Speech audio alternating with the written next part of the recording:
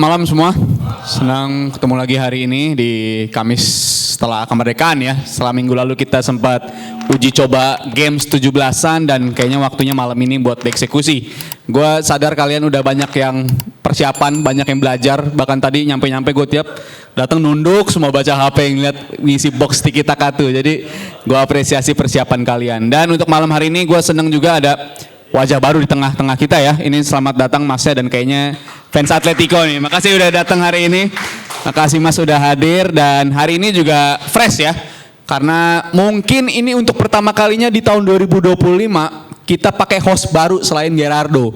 Jadi ini kita breakthrough juga nih hari ini nih dan gue harap makin ke depannya kita makin bervariasi, makin berwarna juga untuk di setiap pertemuan di hari Kamis di KPI-nya. Jadi makasih juga buat tim produksi yang udah nyediain lahan hari ini untuk Pasti Bisa Coffee juga dan jangan lupa dipesan ya.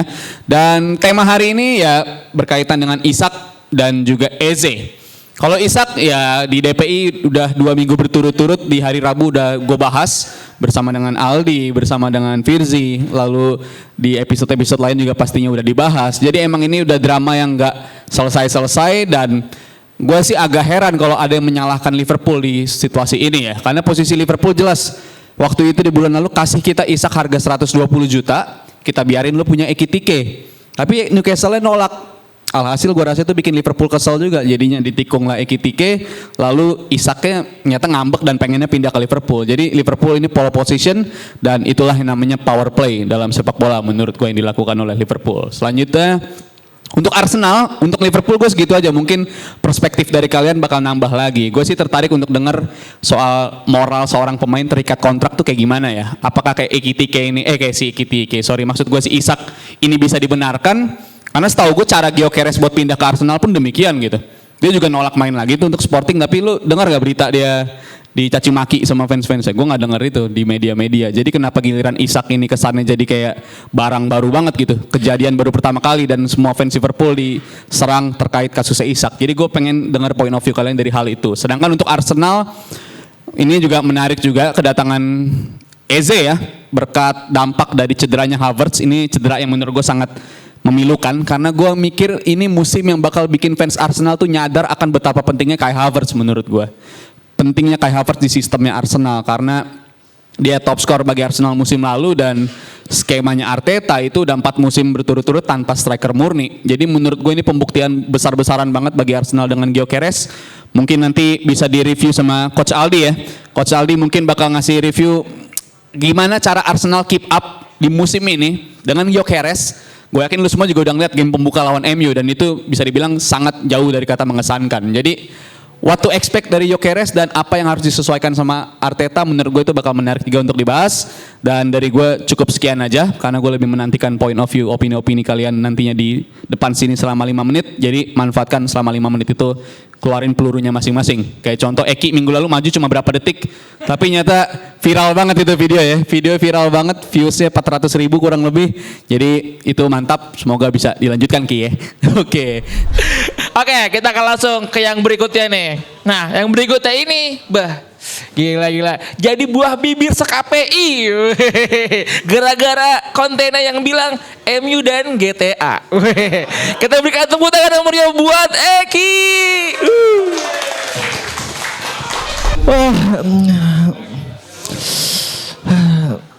MU juara ya? Oh enggak, gue mimpi, sorry. Ada, gimana Bill, rame berarti Instagramnya? Gila, gara-gara kopis semua gue ya. Kenalin gue Eki, Pandita VIP. Lucu ya, bahas MU dengan GTA-nya tuh bisa rame gitu lah. Sorry, masnya baru datang hari ini? Bukan karena lihat konten gue kan datang ke sini bukan ya? Oh ya. Soalnya gue upload di story nantangin orang yang mau datang ke sini, nggak ada yang ke sini ternyata. Ya udah. Kita bahas tema dulu ya. Drama Ishak akan berakhir indah. Eze OTW ke Arsenal. Well sebenarnya kapan ya MU punya pemain kayak Ishak gitu yang ditawar tuh harga mahal gitu. Jadi gue sih kalau jadi manajemen Newcastle atau jadi coachnya Newcastle Eddie Howe ya, gue bakal nahan Isak terus ya sampai di ruangannya sampai nangis-nangis dia dengan kontrak 3 tahun itu. Karena gue relate apa yang dirasakan Isak ini kayak di game Football Manager gitu. Sini mungkin ada yang sering main game Football Manager ya. Jadi semisal ada pemain terbaik kita lah, pemain andalan kita ini diincar sama salah satu klub besar dan ditawar. Dan ketika kita tolak tawaran itu, pemain itu ngerengek-ngerengek. Nah ini nih, gue relate sama Isak nih. Jadi dia unhappy, fairly poor, segala macam tuh mungkin teman-teman udah relate tuh game Football Manager. Nah ini yang terjadi. Jadi kalau gue kalau main game Football Manager ada pemain gue yang kayak gini, gue tolak terus sampai dia nangis gak bakal gue mainin, walaupun dia sebagus apapun. Di situ harusnya Eddie Howe gitu tuh, tegas gitu pemain. Kemudian Eze OTW Arsenal. Dan Eze ini tadi banyak yang bilang dia lebih banyak main di CAM kalau di Palace ya. Dan di klub sebelumnya juga sering main di left winger. Tapi kalau gue lihat Arsenal di pertandingan kemarin sebenarnya gue juga nggak ngelihat hal yang istimewa gitu dari Arsenal. Walaupun dia udah kedatangan Gyökeres yang ternyata lebih banyak benerin rambut daripada megang bola ya. Karena terhitung catatannya dia cuma 3 kali pegang bola di match lawan Manchester United kemarin. Dan di situ ya seperti yang kalian lihat semua, Arsenal bermain nggak sesuai ekspektasi fansnya dan juga nggak sesuai ekspektasi gue. Padahal gue udah berharap udah berekspektasi kalau United tuh bakal main bertahan gitu. Tapi ternyata kemarin United banyak yang bilang improve, cuman lagi-lagi tuh masih match pertama walaupun kemarin gue sempat bilang ya MU juara segala macem. Cuman realistisnya memang United ya tetaplah United gitu. Realistisnya memang di 10 besar. Dan di pertandingan kemarin gue bahas sedikit klub gue ya, Manchester United kemarin, gue juga ngerasa ada yang improve dari United dengan kehadiran Cunha, Mbeumo dan juga Sesko. Walaupun Sesko nggak terlalu banyak pegang bola karena dimainin di menit 60-an, tapi setidaknya dia punya expected goal lebih tinggi daripada Gyökeres walaupun ya cuma 0,32 gitu XG-nya. Tapi setidaknya dia punya peluang gitu untuk bisa menciptakan gol walaupun memang United gagal mencetak gol di malam itu, tapi setidaknya ada secerca harapan walaupun sedikit jelang menghadapi Fulham di Craven Cottage akhir pekan nanti. Dan sebenarnya ya balik lagi kalau teori cekcologi yang kita bahas tadi pagi sama Bang Rijal ya, kalau di musim 2012-2013 itu match day pertama United kalah 0-1 lawan Everton, dan di match day kedua ternyata United ketemu Fulham dan di akhir season itu United juara. Apakah musim ini United mengulangi kesuksesan yang sama dengan di musim tersebut? Karena di match kedua nanti United akan bertemu Fulham. Dan kira-kira kalau misalkan beneran kejadian, gue bakal ngapain nih? Kira-kira gue bakal ngapain sih? Soalnya di Instagram gue ada yang bilang, coba bang botak. Kalau misalkan juara, oke gue tantang. Kalau misalkan emang United bakal juara di musim ini, gue bakal botak. Itu sih. Jadi kalau bicara soal transfer United, gimana ya, belum ada yang keluar. Gue sih berharap ada yang transfer keluar gitu. Karena Garnacho ditawar Chelsea, dianya nggak mau. Dianya maunya ke Chelsea doang. Tapi ada yang nawar United, jadinya bingung kan mau ACC apa enggak. Tapi kalau Garnacho yang nggak mau. Terus juga Sancho beberapa minggu lalu katanya mau ke Juventus, tapi dia nolak. Nih pemain gak jelas emang. Jadi mungkin segitu aja. Terima kasih. Selamat malam. Mungkin ini pertama kalinya gue datang dengan baju kantor ya teman-teman semua. Biasanya pakai baju bola, tapi hari ini gue pulang kantor tapi tetap membawa warna Chelsea gitu di baju gue. Dan sebenarnya gue menyayangkan juga hari ini gue kira akan ada bahas Chelsea gitu ya kemarin. Meskipun sering menurut gue banyak ada yang menarik dibahas, tapi kita akan masuk dulu dari pembahasan soal Eze dan juga soal Isak gitu. Nah Eze, gue sebagai fans Chelsea sebenarnya ketika di awal-awal jeda musim gitu ya, gue suka dengan pemain ini dan waktu itu gue kira Chelsea akan mengisar pemain ini gitu ya. Cuma setelah gue dalami, akhirnya pemain ini tidak memenuhi batas umur Chelsea gitu ya, batas umur dan UMR Chelsea gitu, UMR London. Jadi rupanya dia umur sudah 27 tahun dan akhirnya tidak dilirik Chelsea gitu. Karena Chelsea kan kalau di atas 25 kayak udah tua gitu ya menurut board Chelsea sekarang. Tapi yes, dia akhirnya ke Arsenal. Dan jujur gue kira tuh awalnya dia adalah pemain di left winger gitu ya. Karena waktu Chelsea mengincar dia untuk mengisi pos left winger di Chelsea yang kurang. Karena Mudriknya masih belum bisa main dan juga Madueke yang cabut gitu. Rupanya tadi Bang Rizal udah singgung gitu ya, Havertz cedera, rupanya dia juga bisa main di tengah. Jadi gue menantikan juga bagaimana dia menggantikan Havertz. Karena tadi gue kira ketika Havertz cedera, Rice akan lebih ke depan, kemudian dibantu oleh Odegaard dan juga Zubimendi gitu gua kira. Tapi yes, rupanya Eze juga bisa menjadi opsi di attacking midfielder. Jadi gue menanti gitu ya gimana Eze bisa menggantikan peran Havertz. Meskipun tadi gue kira awalnya dia akan di left winger karena kan sudah ada Madueke dan juga Trossard gitu ya, dan juga Martinelli. Tapi saya pikir dia akan di tengah dan menggantikan peran Havertz. Kemudian kita ngomongin soal Isak. Nah, menurut gue apa yang terjadi di Isak adalah bentuk bukti bahwa akhirnya pemain itu bisa punya bargaining point ketika isu soal transfer. Gue mengutip satu kata teman gue bahwa bener nggak, iya nggak sih bahwa yang namanya transfer pemain bola itu adalah perdagangan manusia yang ilegal gitu kan? Teman gue pernah bilang kayak gitu dan gue lama-lama mengamini gitu ya bahwa transfer pemain ini adalah perdagangan manusia yang legal. Tapi dengan kasusnya Isak ini menunjukkan bahwa dua-duanya punya bargaining point yang kuat dan bisa saling memberikan daya pengaruh.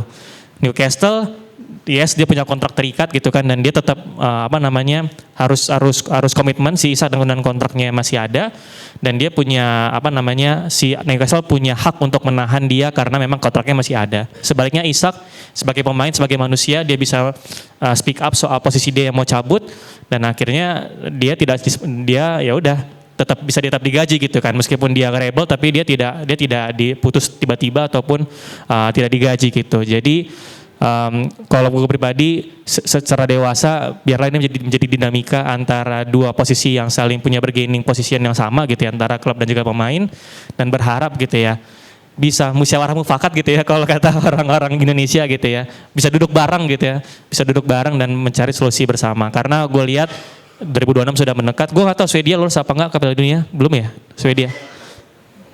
Belum main ya. Jadi tentu akan sangat berat gitu ya kalau ketika Isak Swedia gak dapat tempat di posisi 2026. Karena kan Gyökeres kan ya sama Swedia kan ya. Jadi tentu dia perlu bermain di 2025 ini dan berharap hasil yang terbaik. Tapi tetap biarlah ini menjadi bukti bargaining position antar pemain-pemain itu tidak lemah. Pemain juga manusia dan pemain bisa menunjukkan posisinya. Dan sebagai penutup Chelsea yes kemarin seri 0-0 dan berharap ke depan Enzo bisa berbicara lebih, Palmer berbicara lebih karena kemarin melambam dua-duanya dan kita juga kelihatan back tengahnya tidak punya tipe ball progressor yang bisa memberikan umpan-umpan langsung direct ke depan karena Colwill cedera dan nggak tahu apakah Chelsea menjadi back tengah di sisa-sisa musim transfer ini, tapi yes dibutuhkan gitu ya. Aceh Empong kemarin bermain tapi Aceh Empong gitu ya, secara defensif bagus tapi sebagai passing ball progressor dia masih susah gitu ya. Jadi tapi kemarin Chelsea bukannya yang kalah banget gitu ya. Kalau secara XG dia 2-0 dengan Crystal Palace dan semoga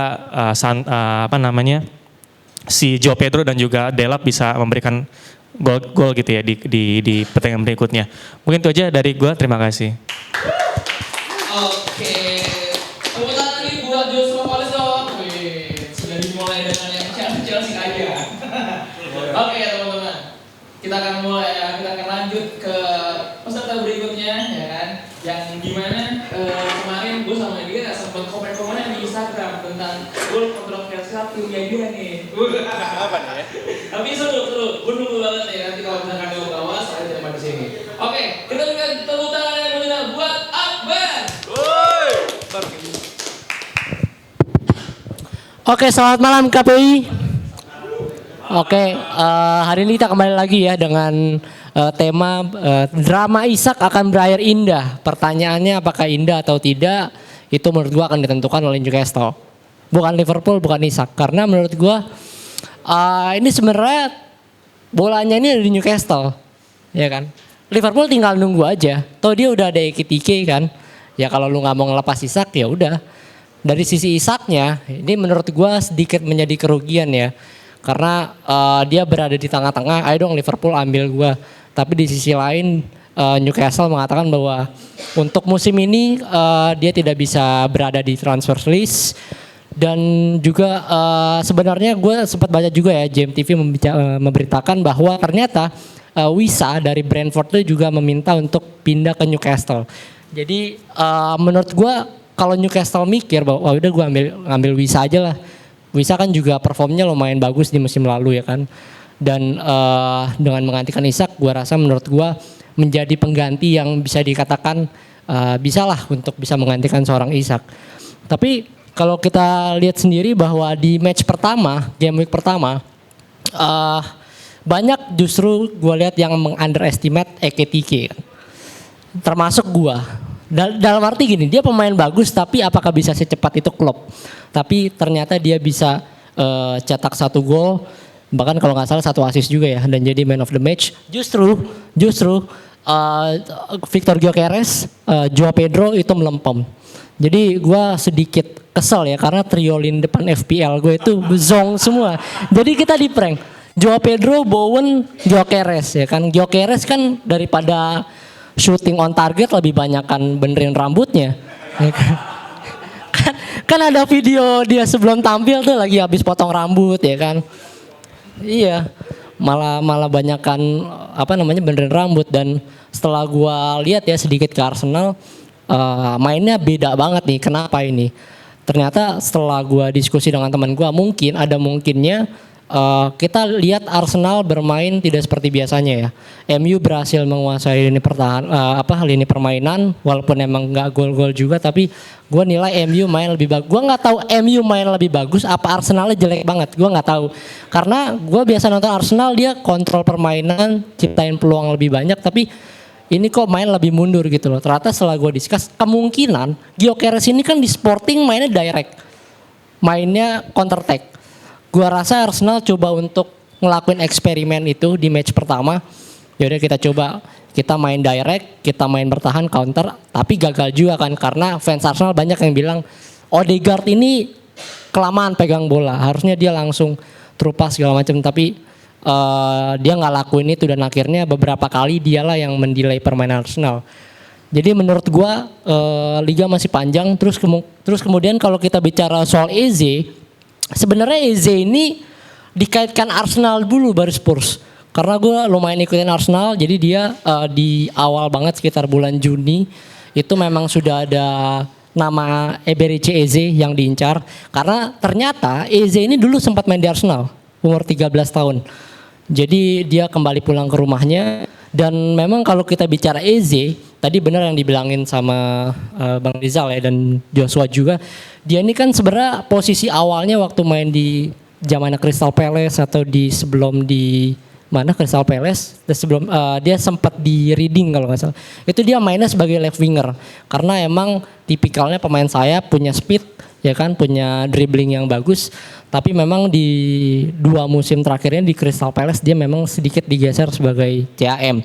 Tapi jadi dia bisa multi posisi, bisa di left wing, bisa di CAM, dan ini bisa menjadi opsi bagi Arteta karena kita ketahui Arsenal ini kan seperti yang gue bilang mungkin puzzle terakhirnya ada di left wing, ya kan. Kita tahu Martinelli, El Nunduk itu gue nggak tahu kenapa masih dimainin ya. Terus Madueke juga masih penyesuaian juga ya kan, bisa jadi opsi. Jadi mungkin Eberechi Eze ini bisa ditaruh di left wing tapi bisa jadi opsional juga sebagai attacking midfield. Karena kita tahu Odegaard ya itu tadi di laga melawan MU tampil kurang maksimal. Jadi kalau semisalkan dia nggak perform kan di beberapa episode KP yang lalu kan kita pernah bilang bahwa sebenarnya masalah Arsenal tuh Gyökeres strikernya atau penyuplai strikernya. Kan gitu kan, apakah dengan ada Gyökeres ada yang supply? Nah mungkin dengan adanya Eze, dia main sebagai attack midfield mungkin dicoba, itu bisa menjadi jawaban juga karena dia lebih muda dan dia punya akselerasi yang lebih baik daripada Odegaard. Secara acceleration dan juga physicality. Itu menurut gua.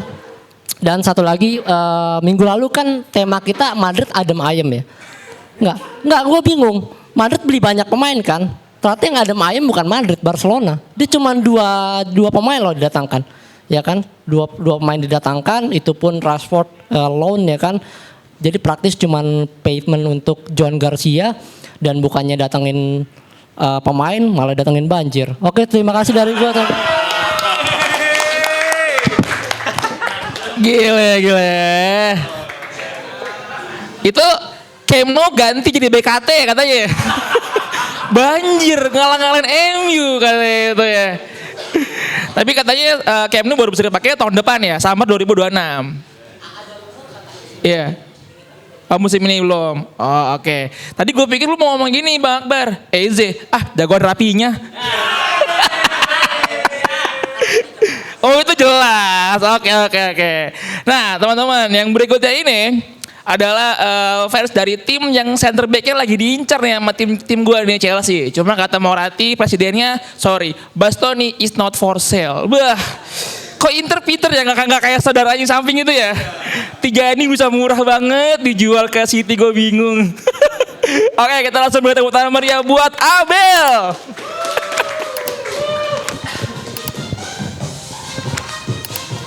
Ya, selamat malam semuanya.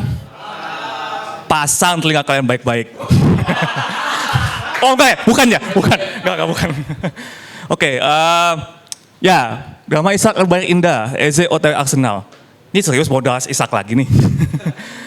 Ya, oke, buat TW sedikit koreksi untuk Bapak host, Presiden Inter sekarang bukan Bapak Moratti lagi. Bukan ya. Bukan, itu dulu itu ya. Ya, gua akan bahas si Berechi Eze dulu. Yang sebentar lagi akan OTW Arsenal dari Crystal Palace. Tadi gua melihat Berechi Eze dari info teman-teman juga katanya terutama buat fans Arsenal akan menjadi kepingan puzzle terakhir.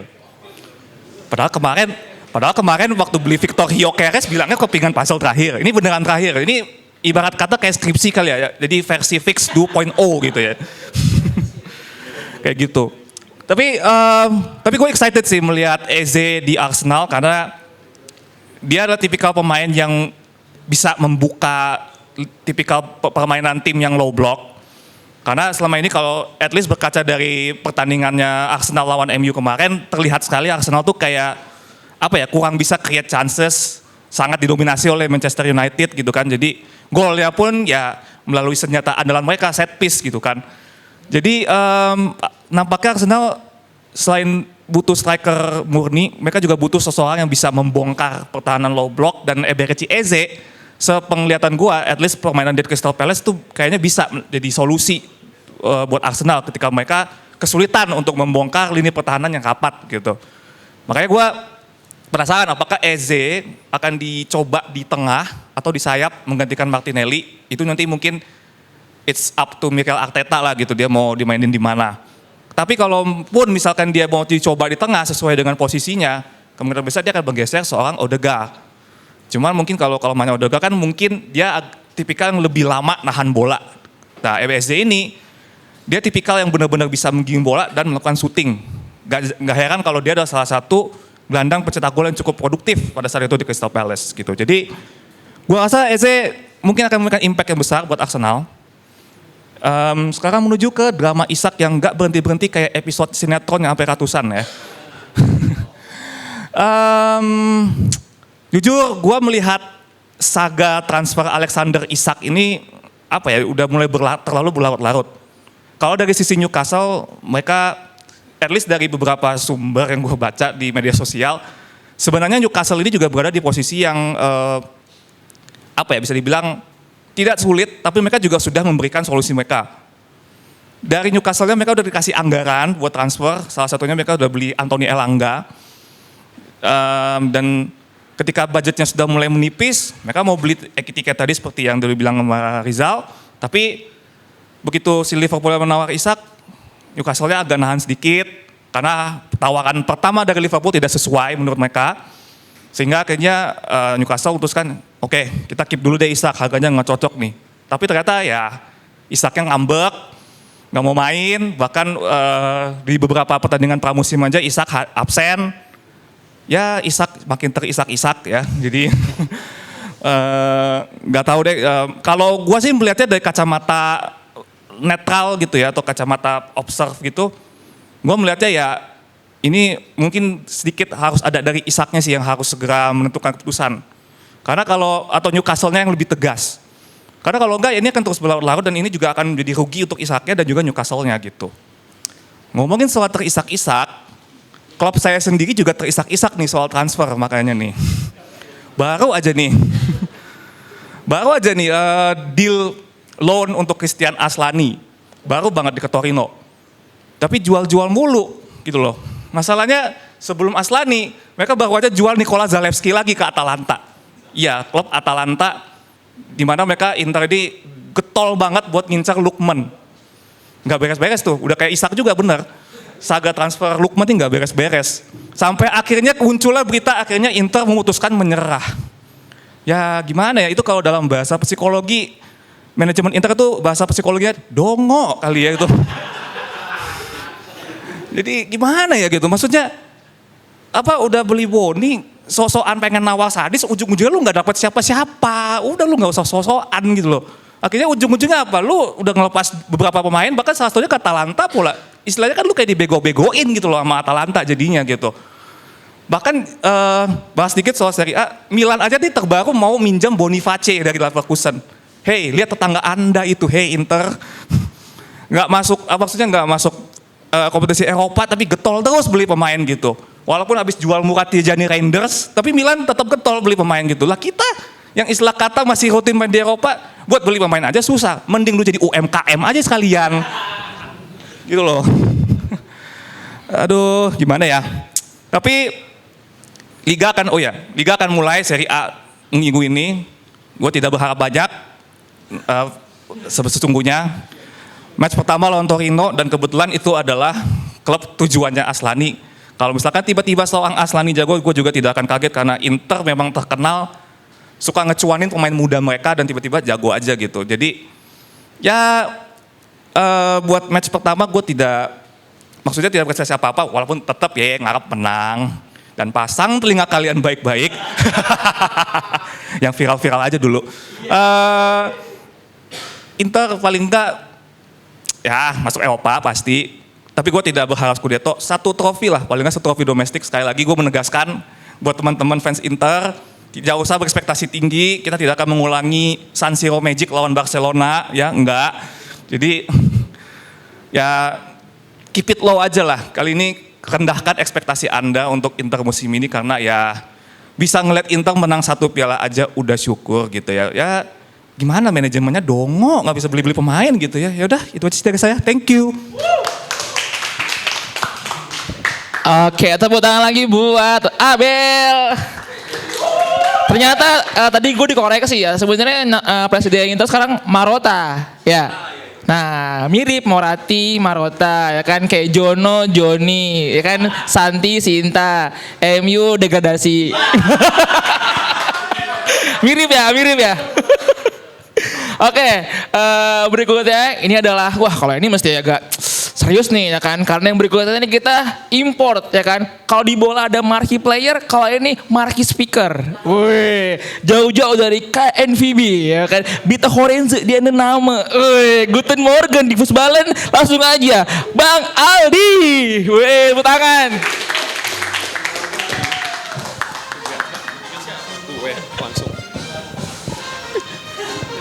Oke. Selamat malam KPI. Ini pasti gara-gara gue datangnya awal ya, makanya gue lebih cepet. Biasanya gue di belakang soalnya. Nggak siap dipanggil, lagi ngeliatin handphone tiba-tiba dipanggil. Gue mau bahas 2 ini aja sih sebenarnya. Isak dulu.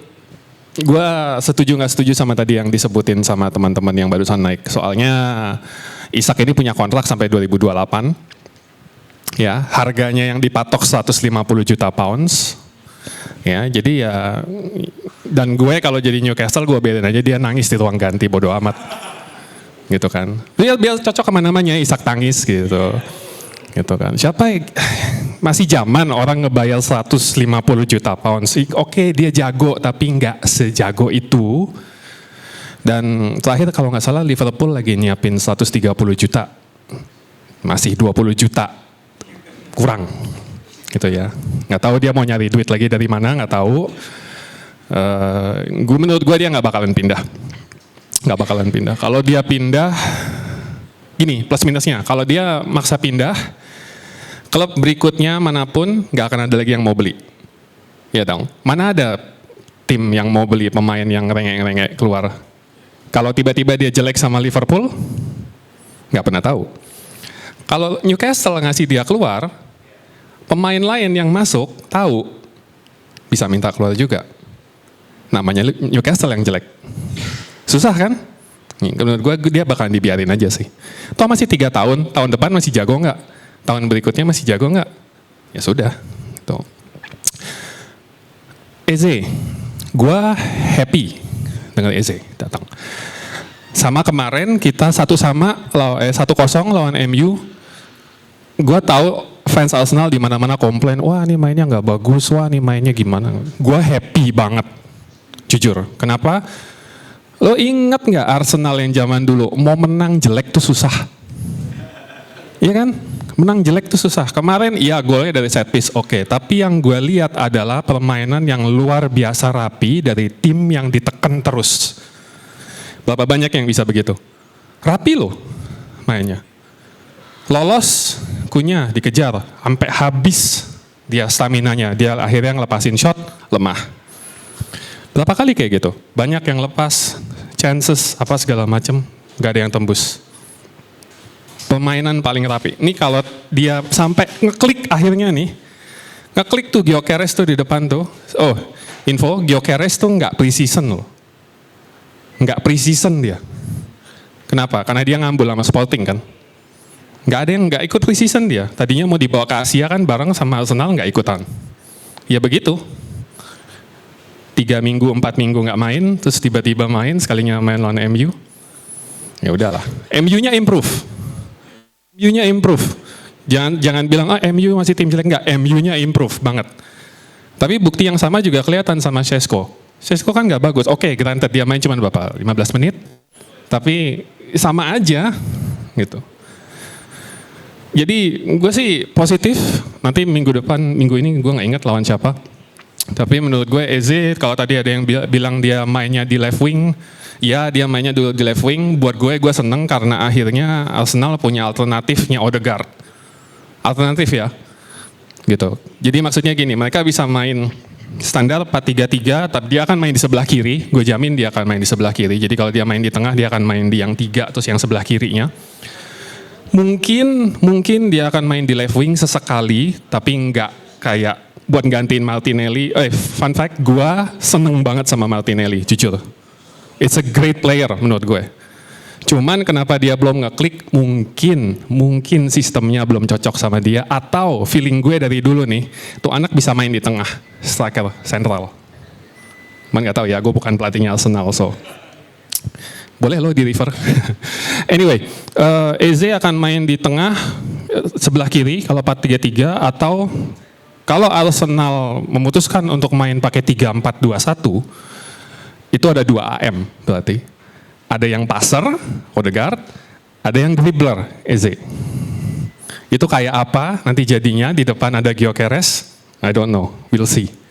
Tapi gue positif, gue seneng banget dia bakalan join Arsenal dan nyalip Spurs, itu yang bikin gue happy. Iya kan? Masa sih fans Arsenal nggak happy, Spurs kesalip lagi, Sol Campbell 2.0 kan ini. Gitu. So anyway ya, gue happy. Lihat nanti akhir minggu ini mainnya kayak apa. Gue yakin sih akan improve. So buat yang lain, Chelsea, MU, nyeh. Sip, thank you. Oke, terima kasih buat Menir Aldi. Tadi gue meng-highlight satu kalimat dari Bang Aldi apa? MU improve, iya improve. Improve doang, menang kagak. Iya, oke. Nah, gue mau nyapa dulu penonton yang di rumah di YouTube. Kalian udah klik like dan subscribe dan di share. Nah, kalau udah diklik itu semua, kalian langsung dong minggu depan datang ke Pasti Bisa Coffee buat kayak teman-teman di sini untuk membicarakan opini kalian tentang tema-tema kita.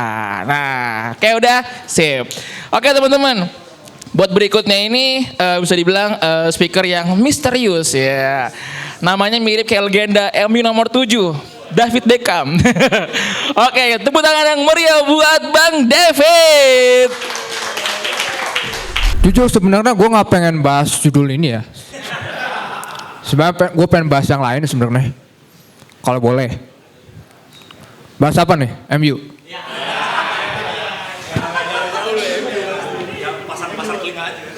MU lagi. MU improve, improve. Betul.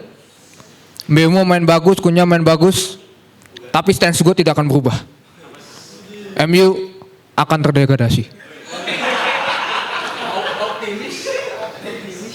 Oh yang lain optimis gitu. Enggak, gua enggak optimis meskipun MU mainnya improve, enggak. Selama kipernya si siapa tuh, Onana sama Bayindir tuh, enggak. Itu golnya Arsenal tuh harusnya Bayindir dapat itu. Bisa tuh. Kacau banget pokoknya. Ya udahlah, gue bahas dikit-dikit ya sesuai judulnya. Yang pertama si Isak. Isak ini dari kasusnya ini sebenarnya kita bisa belajar sesuatu. Kalau pilih agen tuh yang benar. Betul. Karena kasusnya Isak ini mirip sama kasusnya Osimhen.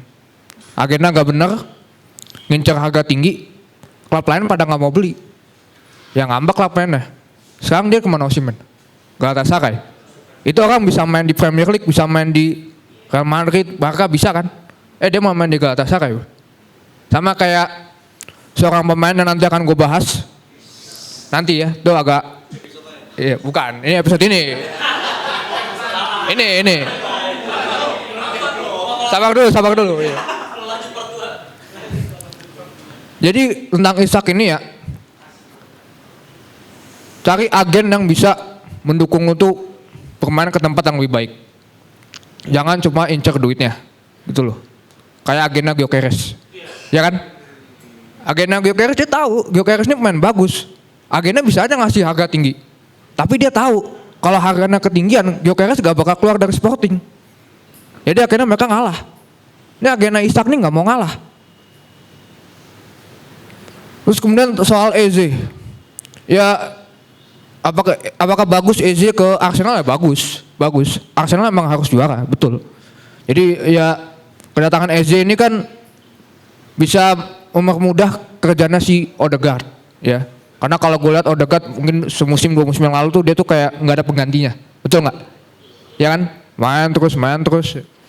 Kasihan, Palu Gada ya. Iya. Ya itu mungkin sikat aja ya. Nah ini yang mau gue bahas nih. Hari ini gue akan bahas tentang timnas. Ya. Ini Felix sudah setuju nih sini nih. Udah punya argumen sepertinya nih. Jadi beberapa jam yang lalu ada timnas calling ya. Ya kan? Udah pernah lihat ya. Ada beberapa nama yang tidak ada beberapa nama yang ada. Si Martin Pas nggak ada. Karena cedera. Si Jordi Amat dipanggil ya. Yaudah gimana. Nah ini Mark Locke. Ini gue baca komennya pada nggak setuju. Tapi masalahnya gini. Satu, Ivar Jenner tuh cedera. Ya, gue nggak tahu sembuhnya kapan. Apakah sembuhnya tahun depan gue nggak tahu. Ya jangan lah ya, kasihan. Masalahnya gini men. Lu pada nggak suka sama Mark Locke ya? Apalagi pas blundernya dia pas lawan Irak itu yang emang parah sih itu blundernya, parah banget sumpah. Itu. Tapi lu mau manggil siapa lagi gitu? Ya kan? Ada nggak gelandang yang main Liga Indo yang paspor Indo yang lebih bagus dari Mark Locke gitu? Nah, ya mungkin ada lah, gue nggak tahu siapa. Ya udah mungkin itu aja kali ya. Sekian, terima kasih. Thank you Bang David, tepuk tangan lagi buat Bang David dong. Wih, gila. Jadi tadi undang-undangnya mungkin udah dari seminggu yang lalu ditahan itu ya. Jika dia nonton dia kesel, KPI mana KPI, gue gak sabar Kamis, gue ngomong Kamis. Gue tadi ngeliatnya emang pure banget dari sudut pandang supporter ya kan, dari luar negeri itu ke timnas. Nah, jadi buat temen semua kalau mau bahas luar dari tema di sini boleh, tapi jangan lupa kita di sini hanya 5 menit aja ya gitu. Nah, oke teman-teman, berikutnya yang akan maju kalian akan berasa kayak lagi nonton TV nih ya kan. Karena yang mau maju berikutnya ini gaya ngomongnya kayak anchor berita. Yoi. Oke, kita nggak usah lama-lama lagi. Tepuk tangan yang meriah buat Timothy.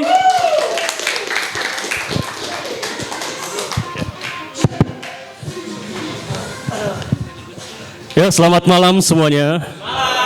Oke, bersama lagi sama gua Timothy. Di sini gua akan bahas drama Isak akan berakhir indah. Eze OTW Arsenal. Sebelum gua bahas Isak, gua bahas tentang Eze dulu ya. Menurut gua Eze merupakan edition yang cukup baik di tengah Kai Havertz yang sudah dinyatakan cedera, didatangkan dengan 68 pounds kalau nggak salah ya. menurut gue adisi yang Arsenal incer menurut gue cukup padat ya isinya sekarang ya, ditambah dengan Gyökeres, dan menurut gue Arsenal untuk tahun ini memiliki strategi transfer yang cukup baik menurut gue sih. Makanya gue sebenarnya kalau dibilang Arsenal PD juara, gue jujur tahun ini gue PD juara. Jujur ya dibandingkan dengan tahun sebelumnya. Karena nggak ngawur gitu loh transfer. Kalau dulu kan kayak enggak banget gitu loh. Dan satu lagi, drama Isak akan berakhir indah. Nah sini gue pengen bahas sedikit lebih dalam ya tentang Isak. Gue akan bahas dari beberapa point of view, tapi sebelum itu gue mau bridging sebentar. Gue mau bahas tentang DPI di episode sebelumnya, di episode hari Senin. Di situ Aldi bilang Arsenal ngebiarin MU buat nyerang Arsenal. Nah di situ gue nggak setuju. Gitu gue gak setuju. Gue dari pendapat awam gue ya, gue dari yang nonton aja merasa deg-degan coy. Lu yang merasa deg-degan tuh berarti lu gak meyakinkan gitu loh. Bagaimana lu bisa lu yang bikin fans lu deg-degan bisa berani bilang kalau tim lu tuh mau biarin MU buat main serang gitu loh. Oke lah kalau misalkan itu 1-0. Kalau misalkan Calafiori gak cetak gol waktu itu, apakah mungkin bisa bertahan 0-0? Atau mungkin malah Mbeumo bisa cetak gol? Menurut gue mengkhawatirkan di situ, dan menurut gue Aldi, menurut gue salah statementnya situ. Menurut gue. Dan yang kedua di episode hari Rabu kemarin, Rizal ngomongin tentang, ya tadi pagi gue sempat ini ya, sempat review episode kemarin. Rizal bilang yang penalti kartu merah dari Mallorca di Barcelona. Nih situ Rizal sebutin apa istilahnya ya? Mens rea. Ternyata si Rizal udah ngerti-ngerti soal hukum-hukum dikit-dikit ya. Atau mungkin sering nonton Rocky Gerung makanya tahu mens rea ya. Gitu. Nah, menurut gua nih dari kasus Mallorca yang kartu merah, kan si Rizal kan berargumen kalau misalkan dia nggak ditemukan unsur kesengajaannya. Kan dibilang mens rea. Mens rea itu artinya ada niat jahat gitu ya. Nah dalam hukum ini beda. Gua kasih contoh. Lu kecelakaan di tengah jalan dalam keadaan lu ngantuk. Tapi lu membuat seseorang di sekitar lu meninggal. Apakah itu bisa disebut tidak sengaja? Ya. Tapi apakah hukumnya tetap berlaku? Tetap berlaku. Situ hukumnya. Jadi bukan masalah niat jahatnya gitu loh. Nah, kita sini belajar hukum ya sama mungkin emang di situ kehilangan keseimbangan ya, si Rizal bilang ya. Cuman dalam kehilangan keseimbangan itu ternyata bisa membuat peluang Barcelona gagal untuk tusuk ke area kotak penalti. Di situ menurut gua Rizal kurang setuju gua sama Rizal. Nah, balik lagi ke kasusnya Eze. Gue lebih gak setuju lagi sama yang tadi pertama maju siapa tadi? Siapa tadi? Oh iya, dibilangnya kasus Isak ini perdagangan manusia ilegal ya. Itu gue gak setuju sih. Karena, iya Free Isak ya. Karena menurut gue kalau orang yang gak ngomong tentang hukum, ya orang asal ngomong gitu loh. Gak ada dasar intisarinya gitu loh. Iya kan? Tadi gue ngomong dari POV-nya Newcastle dulu ya. POV Liverpool dulu ya, sorry. Liverpool menurut gue di sini kelihatannya butuh nggak butuh gitu. Kelihatan dari yang nawarnya mungkin 120. Dan akhirnya Newcastle nolak. Ini gue ibaratkan kayak lu lagi nyari sesuatu yang lu gak butuh-butuh amat gitu. Dan lu coba ngasih bet harganya sekian. Ternyata harganya bisa lebih murah lagi sebenarnya. Tapi gue ngebet sini aja oke lah gitu. Jadi sebenarnya Liverpool ini dalam kondisi yang ngetes harga gitu. Isak itu harganya berapa? 120 gak diterima, oke. Nanti kita tunggu lagi beberapa pekan kemudian apakah ditawar segini lagi akan diterima atau tidak. Nah itu point of view dari Liverpool. Nah baru kita balik ke point of view dari Newcastle. Nah menurut gue Newcastle ini nggak ada yang salah coy. Newcastle udah taat hukum gitu, asik taat hukum. Bagaimana lu harus menjalankan kontrak lu, bagaimana lu Isak bisa rewel dalam bahasa biasanya ya, rewel. Karena menurut gua Isak ini tuh daya bergennya dalam hal ini kurang ya kalau dalam kontrak ya. Lu nggak akan bisa menambah bergen lu kalau misalkan lu emang skill lu bagus gitu. Tapi sayangnya Liverpool aja lu tawar segitu nggak mau, berarti sebenarnya bergen lu bukan di harga 120 gitu loh. Dari sini nangkep kan ya? Ya bergennya 120 gitu loh.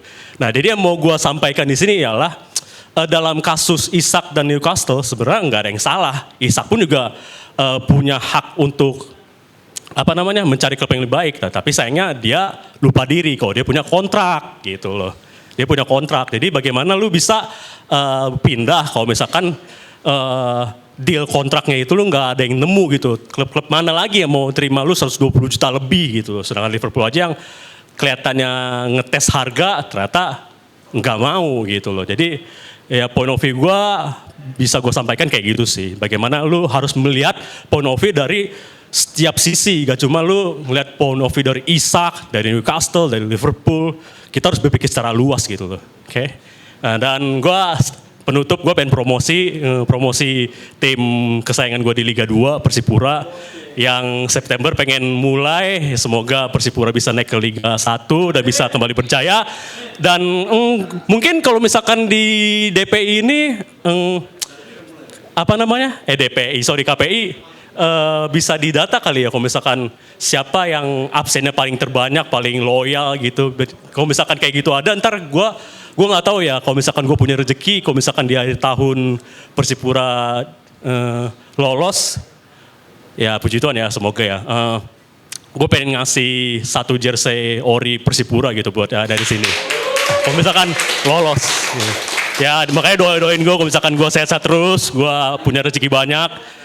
Ya semoga Persipura bisa juara dan ya itu aja. Terima kasih, selamat malam DPI. Tepuk tangan lagi buat Timothy. Wih, seru. Tadi Timothy ngomong kan dia agak maju. Gue ngeliat tadi depan kamera tuh udah begini ntar udah nge-zoom. Tapi keren. Tadi dia polanya nonton episode sebelumnya, habis itu mengkritik teman-teman. Nah itu boleh aja ya kan. Terlama kritik, abis waktunya, abis. Dia gak bisa ngomong. Oke teman-teman, yang berikutnya ini akan maju. Dia sama nih, punya kecenderungan suka dengan tim yang di divisi 2 juga atau championship ya kan. Tadi Timothy suka Persipura lagi di Liga 2. Nah kalau yang sekarang ini dia lebih hafal banget pemain Sunderland daripada pemain-pemain di Premier League. Wah udah tahu nih kayak ya. Oke tepuk tangan buat Eski. Malam. Gua nggak bicara bola tapi politik ya. Enggak. Kayaknya nggak ada yang ngomongin bola pakai outfit batik gitu ya. Oke, kita mau bahas soal Isak. Gue langsung aja ke poinnya biar nggak lama. Jadi kenapa Isak ini dramanya panjang banget bertele-tele? Karena Newcastle itu sebenarnya tidak mau melepas Isak di bawah 150 juta pounds. Kenapa Isak nggak mau dilepas segitu? Karena ada PSR. Mereka kan ngincar 3 musim. Kemarin sempat dibahas ini sama Newcastle ID di Twitter gua gitu ya. Dia bahas detail banget, dalam banget gimana proses transfernya Isak itu gagal karena Newcastle memang membutuhkan uang buat 3 musim ke depan. Jadi angka pendapatannya dia tuh nggak bermasalah gitu. Problemnya adalah si Liverpool pun belum mau membeli dengan harga yang segitu gitu loh. Jadi di situ si Isak merasa dihianati padahal lu udah janji. Kontrak Isak masalahnya bener tadi Aldi dan kawan-kawan juga udah jelasin 3 musim lagi itu sisanya. Jadi apa ya namanya? Ya gue masih punya jatah gitu loh untuk pakai Isak gitu loh. Tapi si Newcastle juga punya masalah bro. Dimana lini depan mereka cuma sisa Gordon yang udah 19 match gak bisa ngegolin. Jadi punya siapa lagi dia? Olunga doang kan, Michel Olunga. Nah yang dia incer drama juga nih. Dramanya ada lagi, Wisa. Bionya sih religius gitu ya. Gua kepoin kan katanya dia hitam kayak anak-anak galau gitu. DP-nya berubah jadi hitam gitu, minta keadilan. Ternyata Wisanya itu ditawar berapa kali, Brentfordnya naikin harga, main-mainin. Brentford juga nggak serius ngelepas. Jadi si Newcastle juga incerannya bermasalah karena manajemennya juga lagi amburadul. Paul Mitchell-nya keluar, Jadi semuanya bermasalah nih. Jadi dramanya panjang. Itu yang terjadi kenapa Isak transfernya bermasalah. Karena yaitu satu PSR itu tadi. Yang kedua adalah incerannya Newcastle juga dimain-mainin. Yang ketiga Newcastle nggak terlalu besar. Kalau MU kayaknya dapat. Karena gampang minjemnya ke bank gitu kan. Jaminannya apa? Aset MU gitu. Aset yang rusak-rusak gitu. Jadi itu yang terjadi soal Isak gitu ya. Isak tangis sebenarnya. Di situ apakah berakhir indah? Gua rasa berakhir indah sih. Gua rasa berakhir ke Liverpool. Soalnya Bruno Guimaraes juga udah buka suara. Akhirnya busuk soalnya di ruang ganti. Harusnya dilepas. Tapi gue lihat Isak update terbaru dia udah mulai ke tempat latihan tapi belum ada lanjutan lagi nih. Apa poinnya? Gue nggak tahu lah drama apa lagi. Mudah-mudahan kayak tersanjung deh ya. Seru juga. Eze OTW ke Arsenal. Kesian lagi Tottenham ya. tikung lagi kemarin Willian. Berapa tahun lalu tuh Willian. Ya si Eze ini ngebantu KPR. Nah ini seneng gue ngedengernya. Karena penjualannya Eze ini ada klausul yang menguntungkan KPR 15%. Kalau nggak salah sekitar 6 juta itu masuk ke KPR. Itu kan sebenarnya pendapatan kecil ya, tapi buat klub-klub kecil itu berharga. Pembelian KPR itu cuma 300.000 pounds kalau nggak salah. Pemain Australia, gue lupa nyebutin namanya tuh agak susah. Itu menguntungkan mereka karena mereka itu operasionalnya aja udah susah gitu loh.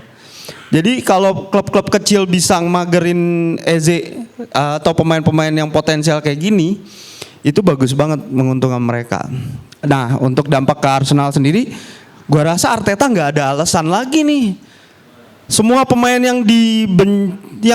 semua pemain yang nolak tim ada gabung ke Arsenal. Gyökeres, terus Eze reject Tottenham, Zubimendi ngejek maaf ya. Liverpool gitu kan. Udah di Arsenal, semua pengen Arsenal gagal sebenarnya. Mampus lu lihat tuh kan lu pindah sih. Tapi kayaknya nggak tahu nih, harusnya Arteta ngejawab semua itu. Jadi itu pembahasannya, lihat nih kamera. Viral ya. Selamat untuk itu. Oke, dari gua sekian ya, nggak ada Sunderland hari ini. Thank you. Oke, thank you Bang Reski. Gue pikir dia mau kampanye dikit. Aman ya, aman. Nah, mungkin info aja buat teman-teman yang di rumah yang di YouTube. Jadi kita hari ini tuh ada games ya, ada games. Nah, selain ada games ada juga udah ini kan dengar dari Bang Timothy yang sering kesini bakal dapat apa tadi Bang giveaway-nya? Jersey timnas jersey Persipura. Hah? Nambahin apa lagi? Oh nanti ada. Cuman kalau yang menang Rijal nggak seru ya. Karena dia ada mulu tiap hari. Oke teman-teman, kita akan langsung beranjak ke speaker berikutnya. Nah sebenarnya gue iri nih sama beliau. Karena kayaknya dia pernah nonton Johan Cruyff main kayaknya ya. Karena gue Johan Cruyff. Oke, kita berikan tepuk tangan yang meriah buat Pak Ismail. Maju silakan.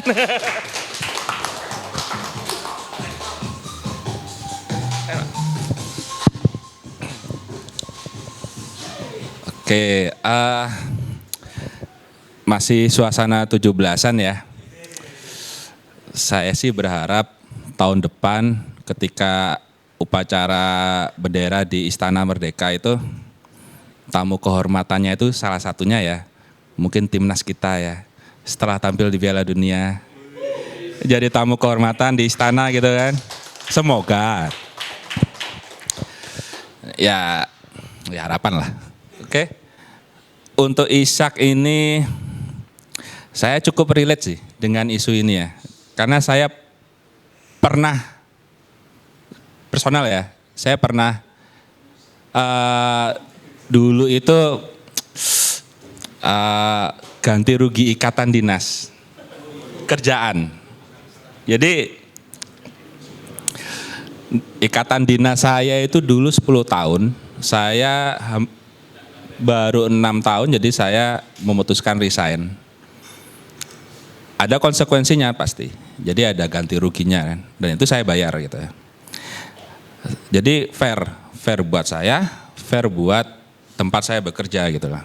Nah, untuk kasus Ishak ini, kalau menurut saya ya, ini tidak fair buat Newcastle-nya kalau menurut saya. Jadi kontrak itu harus dihormati gitu. Apa yang tertera di kontrak itu, hitam di atas putih, yaitu yang jadi sumber hukumnya, jadi landasan hukumnya.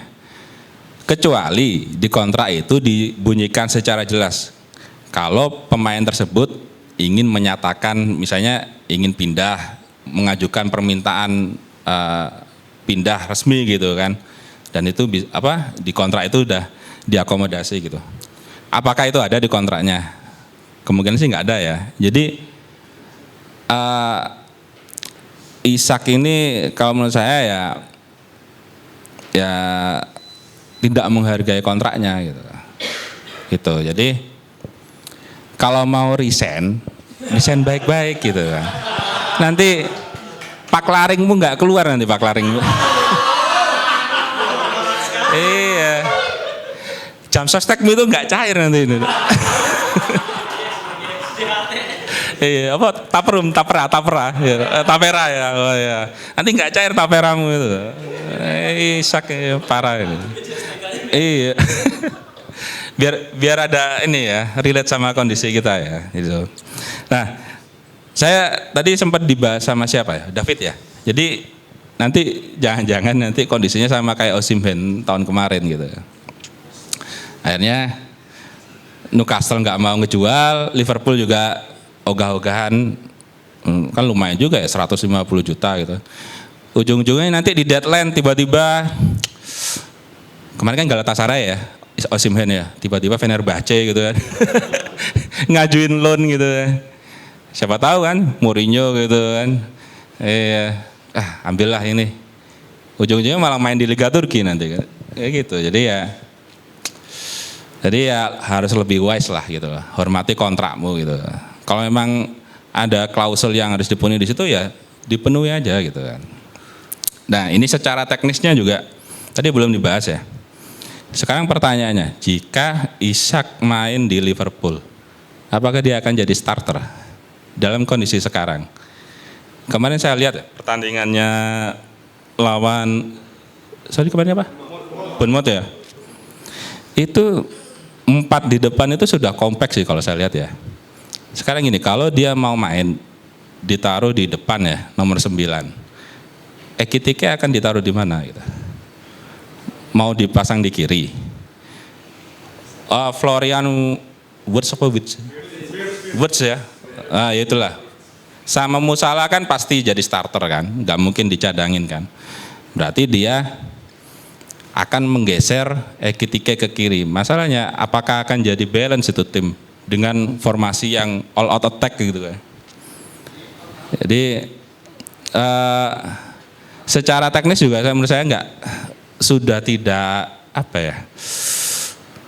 tidak relevan sih kedatangan Ishak sih. Kalau menurut saya ya mau nyadangin Ekitike. Ternyata dia bisa perform kan 2 pertandingan dia langsung bisa nyetel gitu kan. Kalau dia mau jadi pemain nomor 9 berarti kan nyingkirin Ekitike kan. Ekitike taruh di kiri. Jadi 4 di depan gitu kan.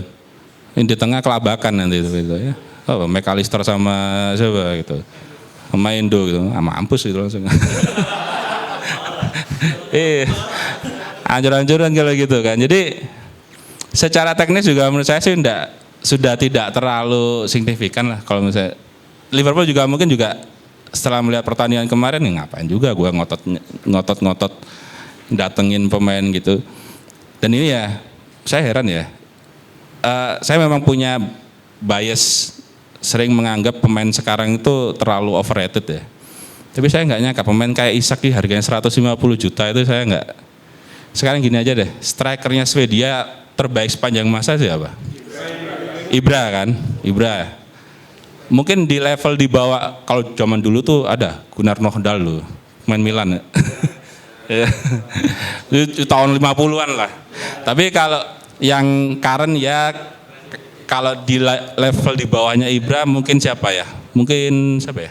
Erik Larsen lah. Larsen lah ya. Nah, sekarang Isak ini, ya sorry itu sih ya. Kalau saya lihat itu level-level dulu itu ya striker Swedia itu siapa ya? Thomas Brolin gitu-gitu, Martin Dahlin gitu, Kenneth Anderson gitu-gitu ya. Mahal sekali 150 juta gitu loh. Maksudnya ya Isak ya agak tahu diri lah gitu loh. Dia belum layak dihargai semahal itu gitu loh. Jadi kalau saya lihat ini drama yang ya mungkin ujung-ujungnya kayak Osimhen kemarin lah. Tiba-tiba nanti di akhir, di deadline terakhir itu tanggal berapa itu? Tanggal 31 tiba-tiba ada tawaran dari Turki atau dari Saudi gitu. Ya gitu lah. Terus apa lagi? EC ini bahas Arteta lagi ya. Maksudnya ini Arteta udah disupport habis-habisan ya. Ya kalau gagal ya udah selesai lah gitu ya. Udah nggak ada alasan lagi. Kalau secara teknis ya, mungkin kalau saya sih lebih kalau Eze mengganti Odegaard sih. Karena problemnya kayaknya sih sebenarnya di Odegaard ya, Arsenal itu. Dia mendelay permainan nih kalau dengan striker yang seperti Gyökeres sekarang jadi kurang relevan keberadaannya Odegaard. Kalau menurut saya ya, dia butuh pemain yang lebih cepat lagi ngalirin bolanya ya Eze ini sih. Oke, itu aja sih. Jadi ya drama kayak gini ini yang penting kita lihat dulu lah.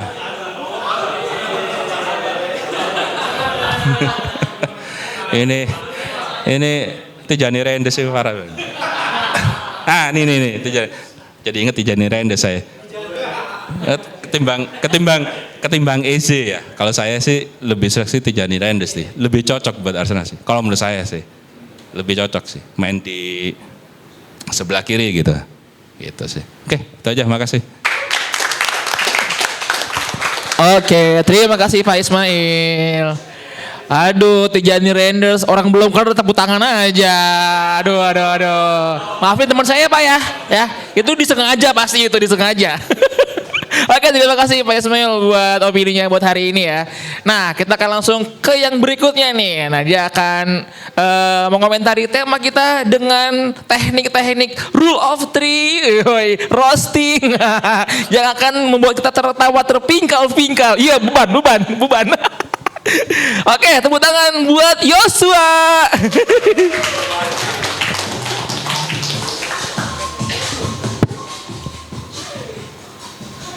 Selamat malam semuanya. Ya, temanya drama Isak dan juga Eze OTW Arsenal.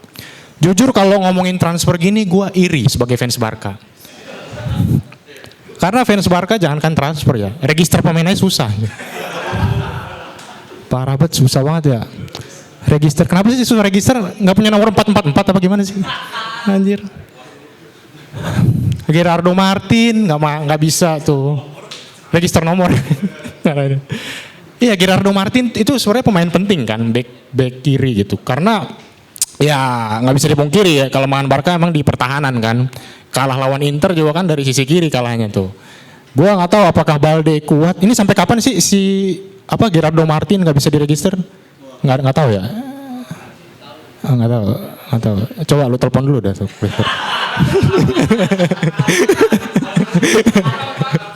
Sumpah gue ini khawatir gue bener. Takutnya Balde main mulu cedera. Itu kan kaki kaca juga kan, dia gampang cedera gitu. Jadi ya gue harap Gerardo Martin. Kalau Barji oke lah, masih ada pelapisnya kayak Fermin ya, Rashford gitu. Masuk ke Isak. Gue jujur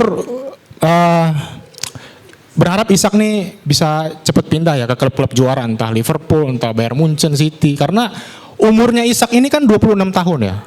Umur 26 25 ribet lu anjir. Perkara umur doang susah banget. Omelin Bang. Bang omelin Bang. Iya, 26 25 tuh adalah umur-umur yang bagus ya buat prime lah, buat peak seasonnya gitu. Sayang aja kalau misalnya lu main bagus, dia kan golnya banyak selama 2 musim ini 20 gol ya. Per musim di Premier League ya, di Premier League itu 20 gol lebih. Dan sayang aja kalau cuma jago doang tapi nggak punya piala kayak Son Heung-min kan. Ya Europa League maksud gua, Premier League dia kan nggak punya kan. Nah sayang aja tuh, kesian. Maksud gua oke lah misalnya tahun ini nggak bisa tahun depan ya. Dan buat Isak, di dunia kerja itu ada yang namanya kontrak kerja ya. Jadi kamu harus menghargai. Kamu gak takut viral di LinkedIn? Hah? Iya, itu Isak kalau di Indonesia mah udah dipecat cuy bener. Tapi karena dia di Inggris kan ya budayanya beda kali ya, tetap dipertahanin. Mudah-mudahan tetap bertahan Isak. Dan Eze OTW Arsenal ya. Fenomena transfer Arsenal ini menurut gue adalah penentu sebenarnya bagi Arteta ya, karena ini udah tahun ke-6 Arteta ya di Arsenal ya, dari tahun 2019 sampai tahun 2025 gitu. Dan gue hitung teman-teman, jumlah transfer Arsenal di bawah Arteta itu nyentuh angka 1 miliar euro. Ya, 1 miliar euro tuh. Lik, kalau dirupiahin berapa tuh APBN tuh Rik? Felix? Ya nggak usah dipikirin lah, pusing. Iya maksud gue nyentuh 1 miliar dan Arsenal belum juara Liga udah 21 tahun ya kan. Ya terakhir juara Liga tuh Hoki Caraka belum lahir sumpah dah. Hoki Caraka belum lahir. Ntar kita bahas Hoki Caraka ya ini dulu. Ya udah 21 tahun dan belum juara Liga, ngabisin uang 1 miliar euro. Gila banyak banget tuh kan. Makanya maksud gue kalau misalnya tahun ini Arteta nggak bisa bawa Arsenal juara Liga Inggris, menurut gue harusnya cabut sih, karena pelatih-pelatih lain gitu kayak Jurgen Klopp ya. Jurgen Klopp tuh pas ke Liverpool 2015 itu kan Liverpool butuh waktu 4 tambah 5 tahun ya buat juara, dan gue hitung-hitung tuh dia ngabisin duit 463 juta euro sekitar segitulah. Tapi ada hasilnya gitu, juara Liga Champions sama juara Liga Inggris kan. Terus mungkin yang lebih kecil lagi budgetnya teman-teman, Diego Simeone. Itu dia pertama kali bawa Atletico setelah 18 tahun gak juara. Terakhir juara 96, tahun 96 ya kan. Dan juara lagi tahun 2014. Lu tahu berapa dia ngabisin duit? Cuman 54 juta euro. Dia ngerahin skuad Madrid yang ada Gareth Bale, Benzema, Barca juga ada Messi, Suarez belum ada, Neymar belum dia. Nah itu maksud gua bisa ngalahin skuad yang lagi hebat-hebatnya gitu kan, Diego Simeone gitu. Harusnya Arsenal ini bisa berkaca dari dua pelatih tersebut, Jurgen Klopp sama Diego Simeone gitu kan. Dan ini juga pertimbangan buat Arteta. Kalau tahun ini beneran gak juara ya kan, ini kan jadi pertanyaan buat kita, ini salah Artetanya, apa salah Arsenalnya, atau salah rezim? Felix suka pasti materi gitu kan. Salah rezim ya. Oke. Barca udah, Barca ya, gue bahas Barca. Jujur Barca harusnya memang nyarinya pemain belakang atau DMF gantiin De Jong. Gue ngeliat De Jong main itu karena gue pernah main fan football teman-teman. Gue kalau main fan football jadi gelandang larinya pelan itu diomelin sama senior biasanya. Main yang bener lu, gerak-gerak dong. Nah De Jong ini ngingetin gue pas lagi main jelek gitu. Larinya lama banget sumpah dah. Dia mainnya larinya kenceng kalau lawannya 9 pemain kayak lawan Mallorca. Sumpah itu pas udah 9 pemain De Jong tuh larinya kenceng banget sumpah dah. Giliran lagi lawan 11 pemain pressingnya ketat kayak pelari culture sumpah dah, larinya pelan banget. Baju tinggal disobek-sobek doang tuh kan yang bolong-bolong tuh. Pelari culture tuh pakai HP iPhone 15 anjay. Sumpah De Jong, menurut gua De Jong harusnya dijual tahun depan. Makanya gue berharap De Jong penampilannya naik dikit, jangan terlalu gede. Takutnya dia ngegeser Casado. Casado tuh aset buat gue tuh. Casado, Bernal juga. Casado mau dijual. Harus ada sayang banget sih. Ini di sini Pak kita bikin pertunjukan sendiri. Enggak lah, jangan sampai dijual, itu mudah-mudahan cuma rumor aja ya kan. Casado harus tetap di Barca apapun alasannya, bodo amat register pemain, pokoknya Barca. Casado, gak peduli gue. Casado ya. Beralih ke Liga Indonesia teman-teman, hari ini Hoki Caraka ulang tahun. Hoki Caraka ulang tahun. Selamat ulang tahun Mas Hoki Caraka. Dan trompet. Hoki Caraka memiliki hari ulang tahun yang sama dengan Robert Lewandowski, teman-teman. Robert Lewandowski juga hari ulang tahun. Gue gak tau bahasa Polandia gue. Jadi intinya happy birthday gue juga buat Lewandowski ya. Gak adil kalau gue cuma ngucapin ke Hoki Caraka. Hoki Caraka ulang tahunnya sama kayak Lewandowski dan gue punya julukan buat dia, Lewandowski of Gunung Kidul. Hoki Caraka ulang tahun ya, dan gue sempat ngikutin Hoki Caraka. Hoki Caraka pernah ditanyain sama Deddy Corbuzier, kalau Anda tidak bisa menjadi pemain bola, apa profesi yang akan Anda pilih? Hoki Caraka menjawab, saya akan menjadi pemain tarkam voli. Gila, ternyata pemain tarkam voli ini memang udah cita-cita dia dari sebelum dia terkenal, teman-teman. Jadi nggak heran kalau misalnya dia ngisi-ngisi tarkam, ya kan. Kebetulan di Tangerang emang banyak lapangan-lapangan bola kosong tuh. Makanya dia pilih Persita tuh. Gue yakin bisa jadi sampingannya Hoki Caraka. Ya. Hoki Caraka, lu lihat dah Hoki Caraka main tarkam keras cuy, bener dah. Larinya kencang banget, tapi nggak tahu pas lawan Thailand kadang-kadang lemes juga gue liatnya ya. Hoki Caraka dan Hoki Caraka juga punya keahlian atlet yang lain, yaitu lompat jauh, teman-teman. Dia bisa lompat sejauh 3 meter. Tinggi sih, tinggi 3 meter gitu. Dan gue rasa memang Hoki Caraka kalau misalnya lagi jelek performanya, mendingan dia ikut lompat indah dia. Kalau ada yang jatuh ada yang nolongin kan. Ya, Hoki Caraka pindah ke Persita menurut gue itu pilihan yang bagus, teman-teman. Karena PSS Sleman kan ke divisi 2 ya. Nah, Hoki Caraka nih ke Persita di Liga 1 dan kemarin gue nonton Hoki Caraka langsung aja. Dia main 15 menit tapi menurut gue kalau dibanding sama pemain Persita yang lain bagus dia. Cuman di Persita doang Hoki Caraka kelihatan bagus. Sumpah bagus dia, shot on goalnya lebih banyak daripada striker Persita yang lain menurut gue ya. Eber Besa, tapi Eber Besa bagus juga, dia bisa ke tengah buat jemput-jemput bola gitu. Nah, Hoki Caraka ini sebenarnya kalau dikasih kepercayaan lebih dan kita jangan membuli dia, gue yakin dia akan semangat, teman-teman. Semangat banget. Dan kemarin gue pas ngupload story, itu story gue dilihat Hoki Caraka. Cuman bermodal semangat ya Mas Hoki Caraka. Ojo ngesu-ngesu, weh langsung dia bales tuh. Mau bakpia nggak Mas Joshua? Weh. Ya udahlah sekian aja dari gue Joshua. Terima kasih teman-teman. Oke, thank you Joshua. Gila info banget tuh ya hari ini Hoki ulang tahun berbarengan dengan Lewandowski. Weh, setipe. Tapi gue respect. Sekali lagi Hoki Caraka, happy birthday. Weh. Oke, kita akan langsung ke yang berikutnya nih. Ya, katanya ini debutnya ya di KPI ya. Nah, tuh teman-teman KPI, buat kalian semua yang di rumah ya kan, ayo dong datang ke sini. Kita sama-sama ngobrolin bola ya pastinya. Oke, beri tepuk tangan buat teman baru kita, Gio.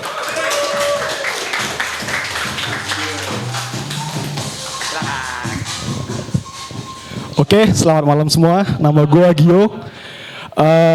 Dan gue sudah terlatih patah hati sejak tahu tim ini gitu. Dan gue nggak tahu ya, mungkin karena 10 tahun terakhir nggak ada piala yang bisa dibanggakan oleh tim ini. Cuman di bursa transfer ini gue bisa sombong dikit, terutama sama tim tetangga Madrid ataupun Barca gitu. Bukan sombong karena piala, tapi sombong karena kita udah ngerekrut sekitar 7 orang. Oke.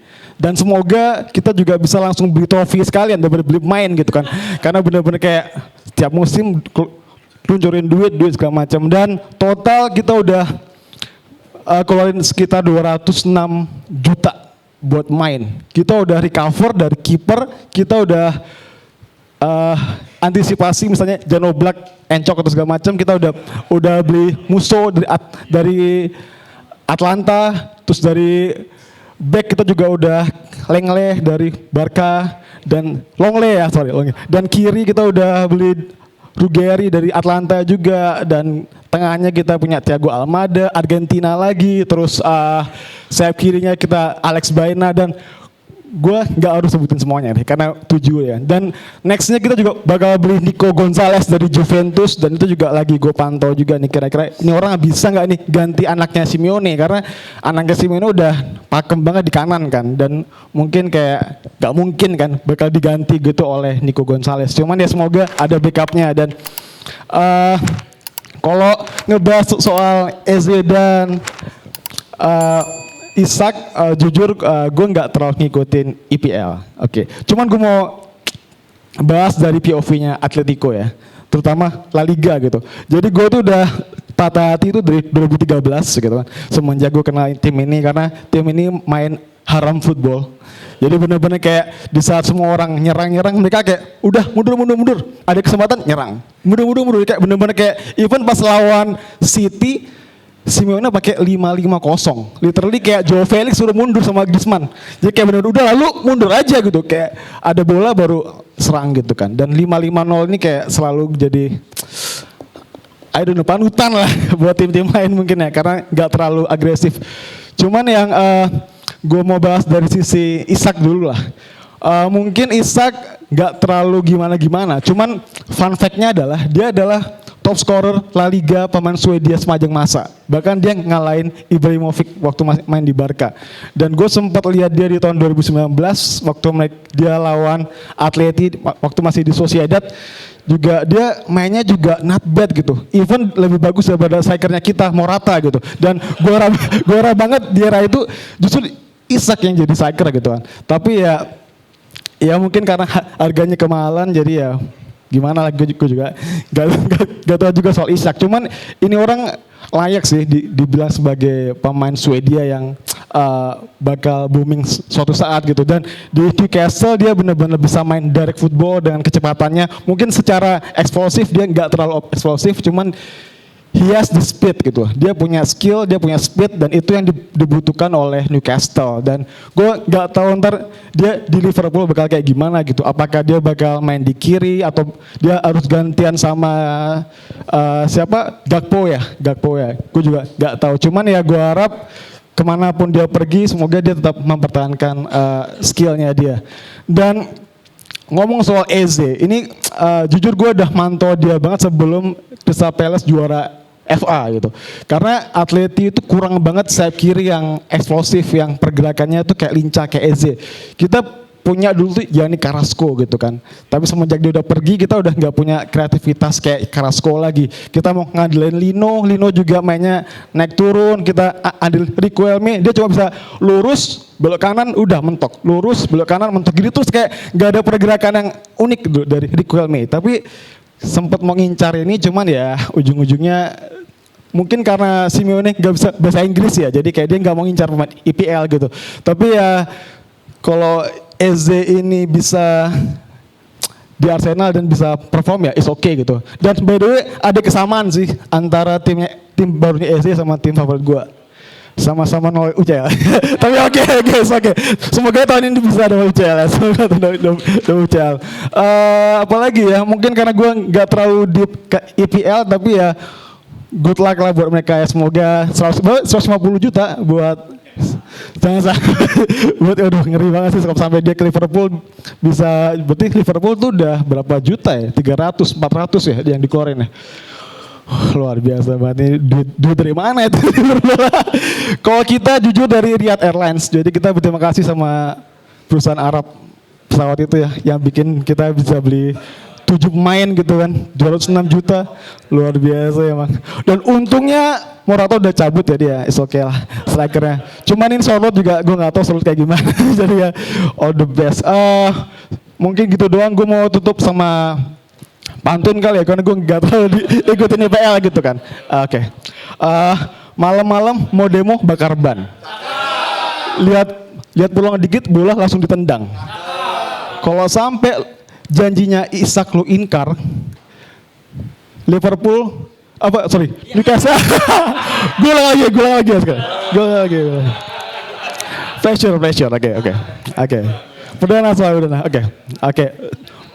Malam-malam demo, ban dibakar. Oke. Lihat peluang dikit, bola ditendang. Kalau sampai lu ingkar janjinya Isak, Newcastle gundah, mentalnya goyang. Oke, terima kasih. Oke, thank you Bang Gio sebagai newcomer kita hari ini. Tadi Mas Gio bilang apa? Atletico udah beli 7 ya? Tenang, beli 7 kan tadi kan pemainnya. Tenang, kan Anda top seller tim saya, ya kan? Felipe Luis, Diego Costa dan lain-lain banyak. Oke, yang berikutnya ini gue belum pernah ngelihat beliau maju, jadi bingung nih ngerostingnya via apa nih ya kan. Tapi kita akan mendengarkan opini beliau untuk tema hari ini. Beri tepuk tangan yang meriah buat Bang Andri, silakan. Cek. Musik dulu nggak? Kan tak bola balik kan. Oke, selamat malam teman-teman semua. Selamat bertemu kembali. Oke, tema hari ini drama Ishak apakah akan berakhir indah atau juga Eze OTW Arsenal. Menurut saya ini soal momentum ya. Kenapa Ishak ngebet pindah? Karena momentum dia lagi bagus-bagusnya. Artinya dia perjudian nih. Karena kalau dia pindah musim depan, siapa tahu performnya menurun tuh, harganya turun drastis. Ataukah kalau mau ambil resiko nabrak aturan tadi seperti yang teman-teman singgung, berarti ya kayak Osimhen jatuhnya, dia nabrak, ya klub mana saja yang siap mampu membayar ya udah, terpaksa dia harus pindah ke situ kan, dengan catatan bukan klub yang bisa memberi dia jaminan juara gitu. Cuman dari drama-drama ini ada satu klub yang meskipun tidak perform musim lalu tapi masih menjadi market value buat para pemain untuk mampir, yaitu Manchester United. Ya kalau bisa dibilang adem-adem ayam tapi berhasil mendatangkan banyak pemain ya. Kita berharap ini menjadi momentum yang bagus juga untuk MU bisa kembali ke mode yang kita tunggu-tunggu lah. Yang kalau teorinya Eki tadi, kalau peluncuran GTA berarti otomatis MU akan juara gitu ya. Lalu kita move ke Spanyol dulu ya. Jadi pertama sebagai penggemar Real Madrid saya senang ya dengan bursa transfer musim ini, di mana ada beberapa penambahan di lini belakang dan juga lini depan ya. Dan yang saya garis bawah adalah yang didatangi pemain-pemain muda ya. Praktis hanya Arnold yang sedikit lebih tua, 26 tahun. Jadi rataan pemain yang datang itu 21,4 itulah secara usia gitu. Jadi artinya ini investasi yang bagus karena kita lihat dari beberapa tahun terakhir track record untuk investasi pemain muda Madrid itu cukup bagus. Ada Vinicius, ada Rodrigo. Cuman yang menjadi kekhawatiran masih PR menurut saya ya sudah saya singgung juga sebelumnya adalah soal lini tengah.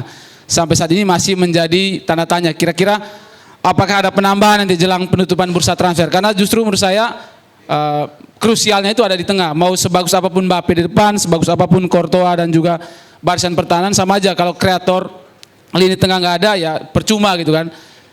Jadi menurut saya PR terbesarnya itu mungkin jelang penutupannya adalah mendatangkan salah satu pemain penting lah di sektor tengah, apakah yang sudah ramai diisukan Stiller atau juga mantan anak asuh Alonso, Palacios kalau nggak salah, ataukah ada pemain-pemain lain yang potensi di radarnya Real Madrid. Menurut saya itu perlu karena Tchouaméni, Valverde dan juga yang lain menurut saya perlu dihadirkan sosok yang bisa menjadi peran kunci di lini tengah kayak Kroos dan Modric, karena kita tahu musim ini Modric juga cabut gitu. Jadi menurut saya cukup optimis dengan musim ini karena pergerakan bursa transfer yang pasti Real Madrid sibuk mencari gelandang, bukan sibuk menambal stadion yang lagi bocor. Jadi mohon maaf teman-teman, sekian dari saya, selamat berjumpa kembali. Bravo KB. Oke Bang Andri, gila pinggir jurang juga ya bangku, ngeri. Oke, kita langsung ke yang berikutnya dan ternyata ini yang terakhir ya karena kita mau ada games. Jadi mohon maaf sekali yang belum bisa maju. Nanti kita habisin langsung main games. Oke, yang terakhir ini wah artis kita nih ya kan, yang sudah pasti akan memberikan ekspresi yang wadidaw. Oke, gak usah berlama-lama lagi. Tepuk tangan yang meriah buat Yuno bukan Yono.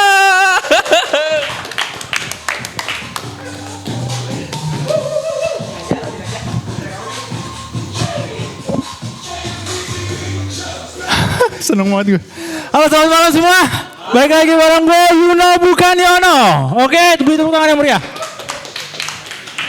Hari ini kita datang di acara Komunitas Pundit Indonesia. Oke, gue ingin bahas materi hari ini. Rix bukan lo, sabar Rix. Tadi soalnya pas dari bilang sama Bang Wanda, Felix udah begini aja nih. Sakit ini kali. Sabar Rix. Bercanda Rix. Oke, gue pengen bahas malam ini tentang drama Ishak akan berakhir indah. Pakai tanda tanya ya, indah? Ya. Oke. Gue kemarin hari Senin gue nonton DPI live-nya Rizal sama Aldi, itu seru banget. Rabu.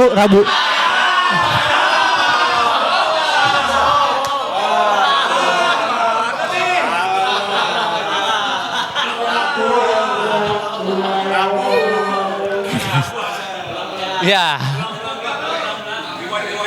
gimmick.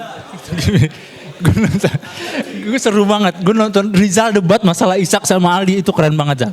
Gue di pihak lo benar sama. Ya oke. Liverpool Circle men. Oke. Oke, gue pengen bahas tentang Isak, drama Isak. Di sini sebetulnya gue nggak bilang ada yang salah atau ada yang benar ya. Benar. Tadi benar tuh yang orang tua bilang Pak Ismail. Kita harus kita menghormatkan kontrak.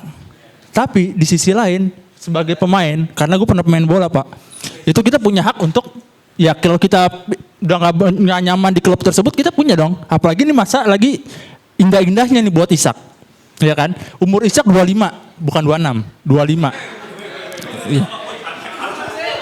Ya, misalkan tanda tangan kontrak 5 tahun. Dari 25 ke 30, ya kan? Itu 5 tahun. Itu masa 25, 26, 27, 28, 29, 30, itu masa-masa prime pemain sepak bola. Kan umur gue sekarang udah 31, gue udah bukan prime lagi. Oke? Itu dulu keren banget. Musim lalu, itu musim terindahnya salah satu Alexander Isak, ya kan? Dia 2 digit gol loh, 20 lebih musim lalu. Ya kan? Dia kalau nggak salah di bawahnya Mohamed Salah. Pertama Mo Salah, kedua Alexander Isak, baru Erling Haaland, ya kan? Bukan Cole Palmer. Oke, Pak, habis itu ya, ini lagi masa ini dia ada sebelum dia musim ini ya. Musim lalu dia ada tanda tangan kontrak dengan pemilik sebelumnya. Yang salah satu pemilik saham. Dia katanya sekarang udah keluar ya. Udah nggak ada saham dia di Newcastle lagi. Tetapi dia pernah menjanjikan sesuatu dengan Isak. Wajar dong kalau Isak marah, bener nggak? Hah? Ya kalau kita iya, kalau kita bahas tentang profesionalitas. Masa iya lo punya sesuatu dulu punya wewenang lah istilahnya di klub tersebut, lo keluar nggak memberitahu penerus lo. Seenggaknya pasti ada omongan, gue ada sesuatu inian dengan Isak janji nih, gak enak nih kalau misalnya kita nggak diterusin. Misalnya itu hanya contoh. Harusnya ada seperti itu, bukan hanya Isak doang yang nggak profesional, Newcastle juga.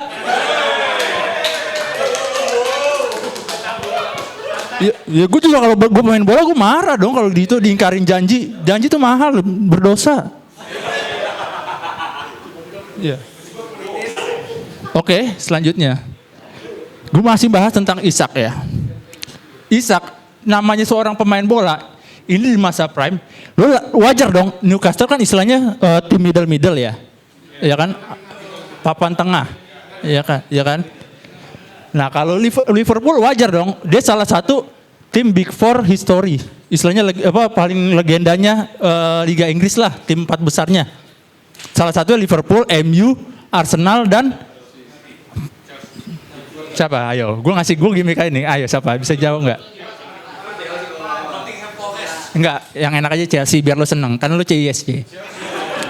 Sebetulnya Chelsea juga kalau menurut gue lagi boomingnya itu pas zamannya orang Rusia masuk, ya kan, Vladimir Putin.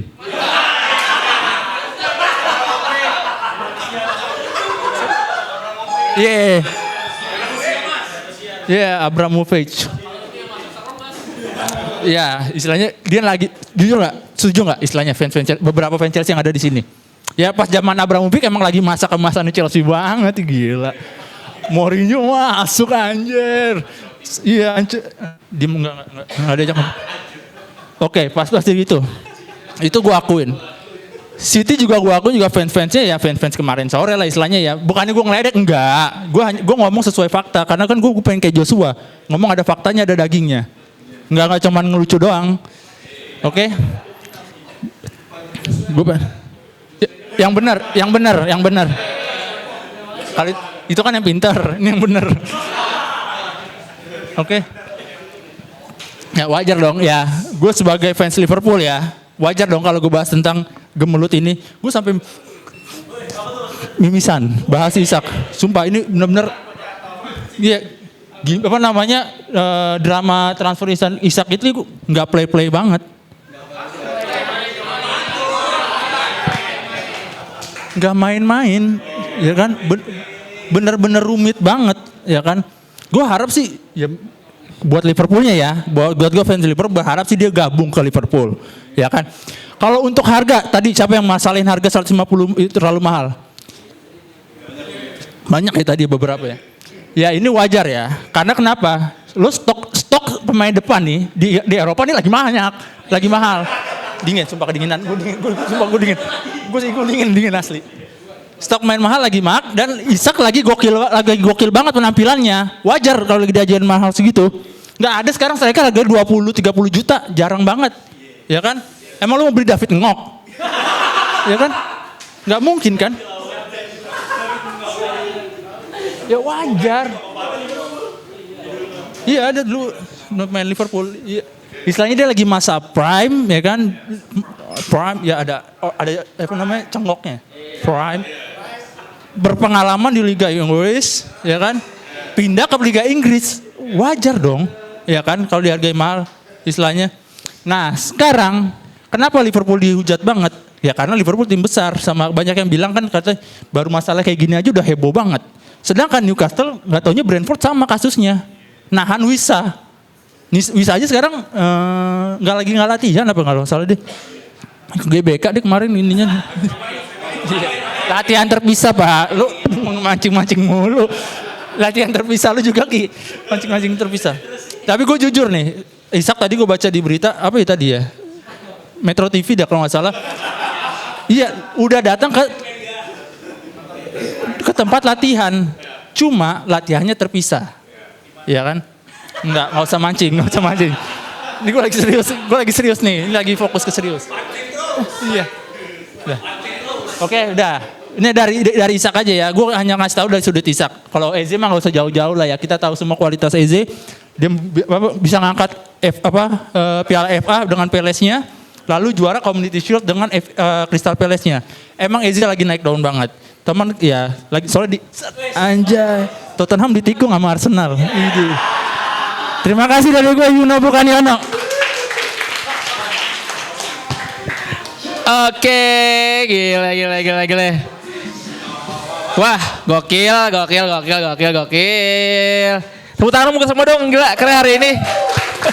Lagi seru-seru kayak gini, tapi sayang sekali ya teman-teman ya, lagi-lagi waktu yang harus memisahkan kita nih. Buat yang udah datang dan belum maju, gue minta maaf banget karena udah ya jam 9 lewat ya. Kali kita juga habis ini mau ada game juga. Buat teman-teman yang di rumah di YouTube, jangan lupa buat like, komen yang banyak, kita kalahkan komen yang jahat-jahat itu ya. Komen yang baik-baik aja, dan jangan lupa buat subscribe dan share konten ini ke teman-teman kalian semuanya. Sekali lagi gue mau bilang ke Isak, cintai kontrakmu, Hinayono tiap hari. Terima kasih, sampai ketemu lagi di Komunitas Pandi Indonesia.